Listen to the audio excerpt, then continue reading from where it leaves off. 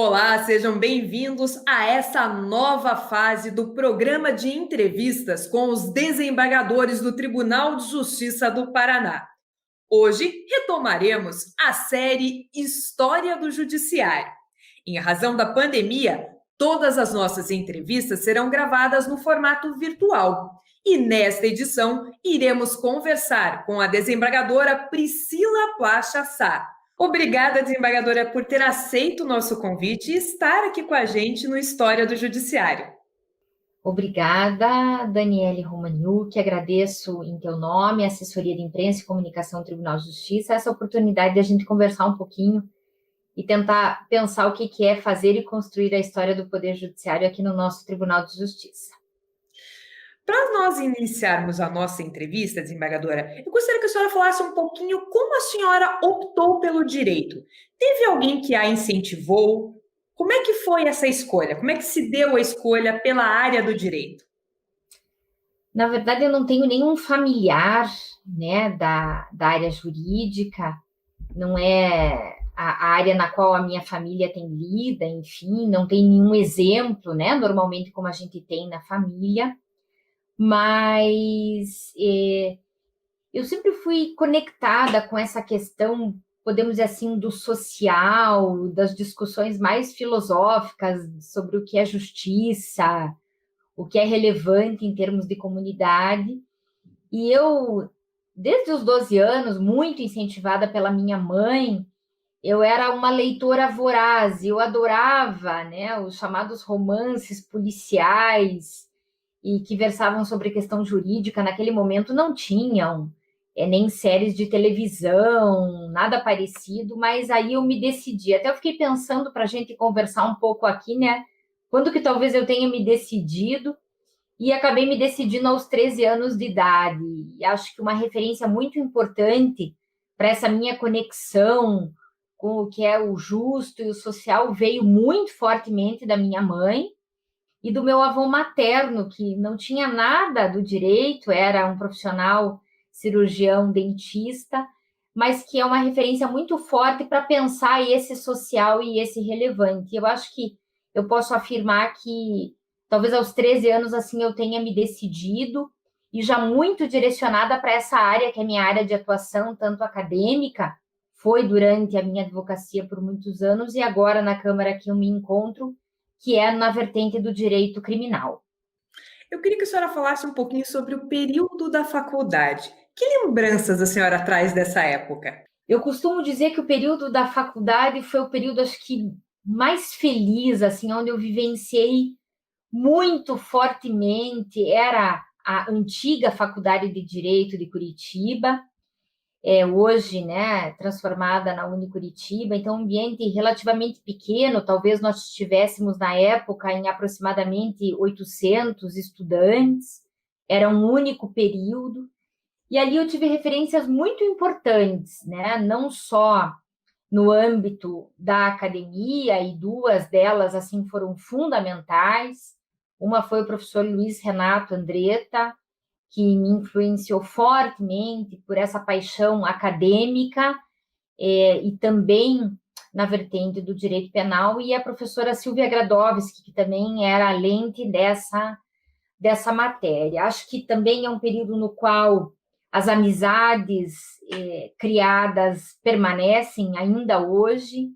Tive a feliz coincidência de encontrar com colegas do chamado colégio primário e do ginásio, né, que hoje a nomenclatura se alterou, e era um período de bastante ebulição. Eu entrei na universidade no ano de 1994, então tanto da recém-aprovada Constituição de 88, quanto as reformas que se iniciavam, né, especialmente das codificações nesse pós-momento constitucional.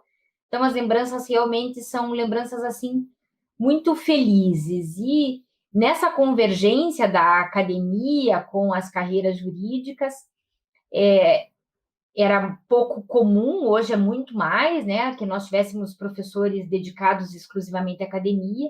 Então, muitos deles ocupavam cargos no âmbito do Poder Judiciário, do Ministério Público, muitos eram advogados também, e procuradoras do Estado, enfim.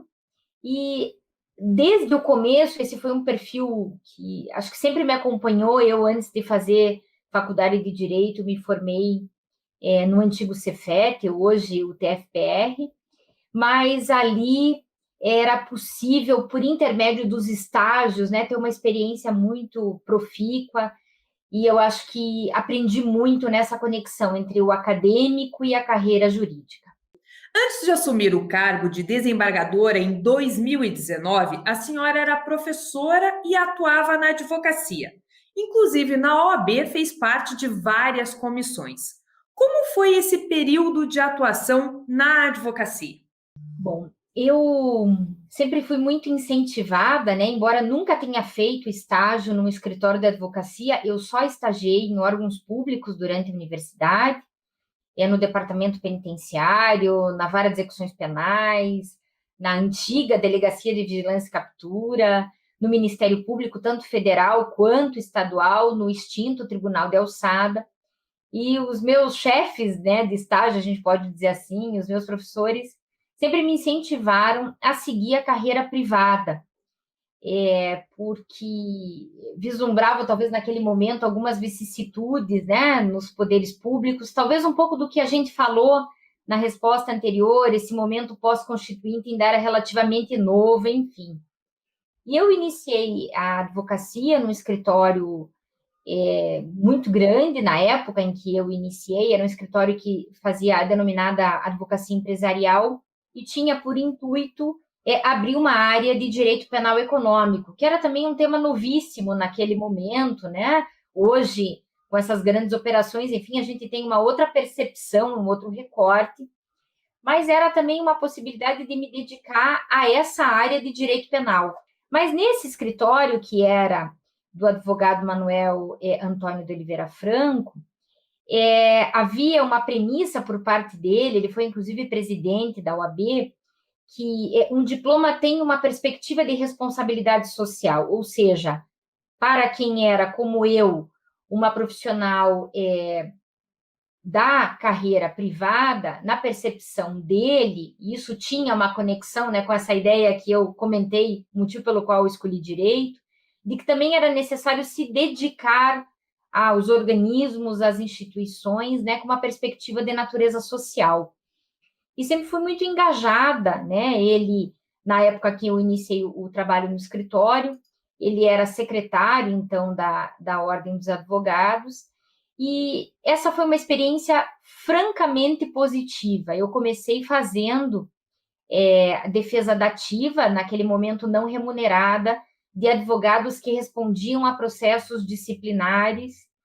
E, a partir dali, Daniele, foi uma sucessão de atividades vinculadas ao exercício puramente da advocacia, como, por exemplo, a Comissão de Defesa das Prerrogativas Profissionais e da Advocacia Criminal, mas muito nessa perspectiva, de enlace com causas sociais, o que acho que foi o ápice dessa intervenção foi na presidência da Comissão de Direitos Humanos da OAB, mas também no enlace colaborativo, né?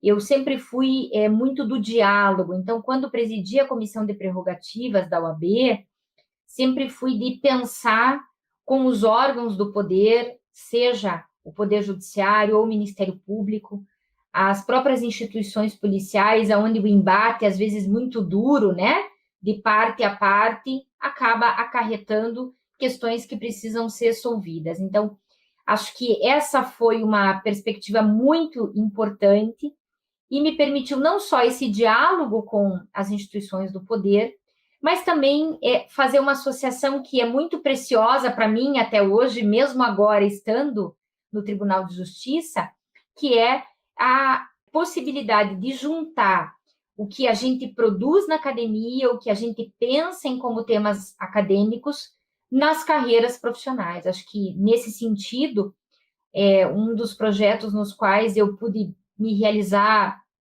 pessoal e profissionalmente foi o chamado Projeto Mulheres pelas Mulheres, né? Ele foi uma parceria muito fina com a PUC, a Federal, a UAB, mas também com o Poder Judiciário, com a Prefeitura Municipal de Curitiba, porque a gente teve um momento de forte atuação nos aparelhos municipais que abrigam mulheres em situação de rua e mulheres em situação de violência, como também com a Secretaria de Justiça, que à época albergava, né, o departamento penitenciário. Então, eu digo que eu sempre fui muito feliz nesse enlace, nesse diálogo, e a partir daí, eu brinco sempre que eu talvez estivesse solvendo uma dívida histórica que eu tive com os meus professores, que me fizeram realmente ter certeza do que eu tinha escolhido, porque nenhum desses projetos seria possível, Daniele, sem a efetiva participação da comunidade estudantil.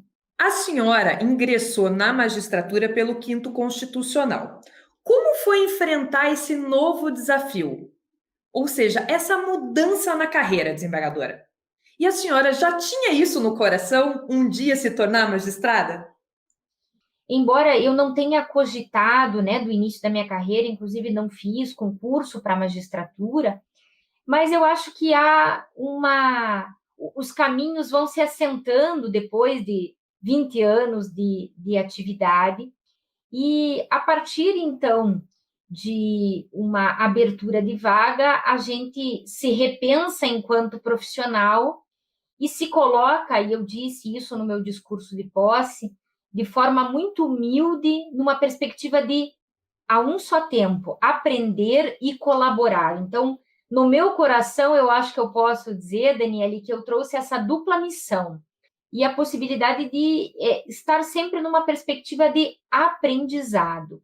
E, de alguma maneira, pensar que essa experiência da advocacia, que é uma experiência diferencial para o magistrado de carreira, não é nem um pouco uma experiência nem de arrogância nem de superioridade.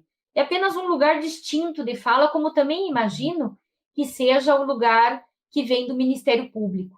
E posso dizer, nesse um ano, né, eu completei um ano em 3 de outubro de 2020, que a mesma felicidade que eu tinha enquanto advogada, eu agora tenho enquanto magistrada. Claro, ainda eu, no início de carreira, por assim dizer, agora perante o Tribunal de Justiça, eu acho que aquela ideia que eu carregava, né, enquanto estudante, eu procuro sempre reavivar para que agora, nessa nossa atividade, eu consiga pensar naquilo que me motivou a escolher o curso de Direito, a advocacia e me colocar à disposição pelo Quinto Constitucional.